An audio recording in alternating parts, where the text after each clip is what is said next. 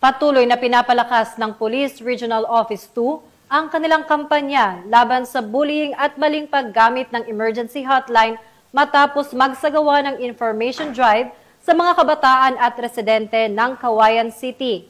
Ang report mula kay Patrolwoman Lainey Lorenzo.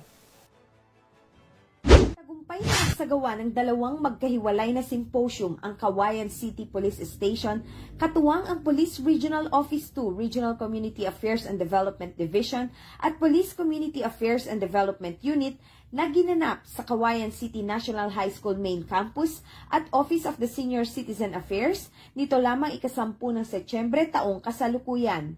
Pinangunahan ni Police Major Sharon C. Malinlin, Chief Regional Public Information Officer, ang talakayan na tumuon sa mga paksang anti-fake news, anti-bullying at 911 response.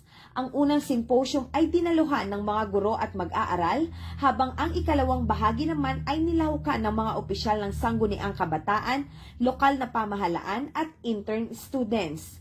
Nagpahayag ng pasasalamat ang pamunuan ng paaralan at lokal na pamahalaan sa ganitong inisyatiba ng kapulisan na layong palawakin ang kaalaman at palakasin ang ugnayan ng kabataan, pamahalaan at komunidad tungo sa ligtas at mapayapang lipunan. Mula dito sa Lambak ng Cagayan, ako ang inyong PNN correspondent, Patrolwoman Lainey Lorenzo, alagad ng batas, tagataguyod ng Balitang Pulis.